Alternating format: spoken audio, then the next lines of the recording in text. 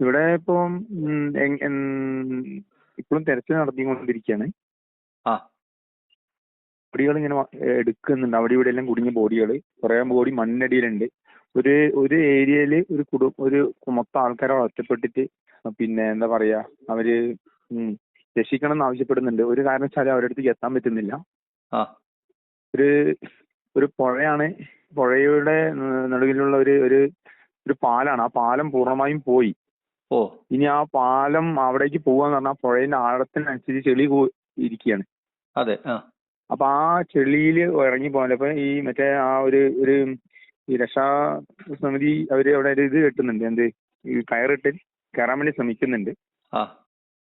അപ്പം അവിടെ ഒരു അവിടെയും മരണങ്ങളും കാര്യങ്ങളായിട്ട് തന്നെയുള്ളു. ഇപ്പൊ ഇവിടെ ഇങ്ങനെ കഴിയുന്നിടത്തൊക്കെ ബോഡി കാര്യങ്ങളായിട്ടാണ് ഇവിടെ ഉള്ളത്. ഇപ്പൊ സൈന്യം എത്തിയിട്ടുണ്ട്. സൈന്യം ഉടനെ എത്തിയിട്ടുണ്ട്. സൈന്യം എത്തിയിട്ടില്ല.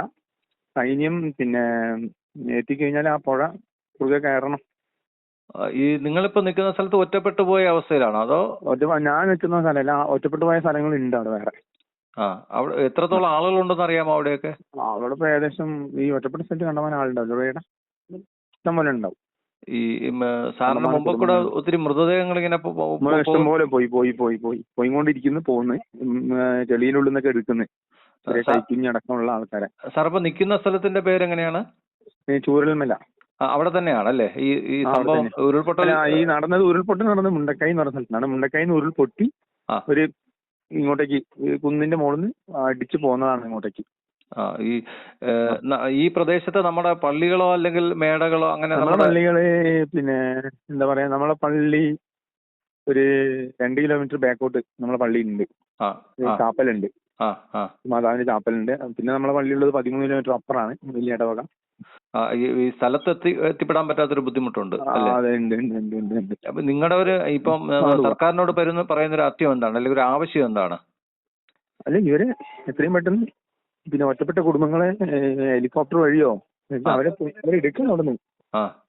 അതെ, 2 ഹെലികോപ്റ്റർ വരുന്നുണ്ടെന്നാണ്. ഇതുവരെ എത്തിയിട്ടില്ല. ഇന്നലെ 2 മണിക്ക് 1:45 പൊട്ടിയതാണ്. അപ്പം മുതൽ നമ്മളിവിടെ ഉണ്ട്. ഇതുവരെ എത്തിയിട്ടില്ല ഹെലികോപ്റ്റർ. അവിടെ അതുമാത്രമല്ല, 35 ആള് ഒരു റിസോർട്ടില് വളരെ എന്താണ് കാഷ്വാലിറ്റി ആയിട്ട് കിടക്കുക. പല പ്രശ്നം, അവർക്ക് മരുന്ന് പോലും എത്താനുള്ള സാഹചര്യം ഇല്ല.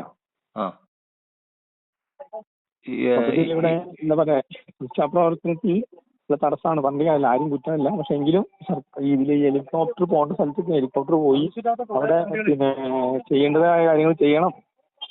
ഈ വീടുകൾക്കുള്ളിൽ കുടുങ്ങി കിടക്കുന്നവരുണ്ടാവുമെന്ന് തോന്നുന്നു. വീടുകൾക്കുള്ളിൽ കുടുങ്ങി കിടക്കുന്ന കുറെ വീടുകൾ പോയി അവിടെ നിന്ന്.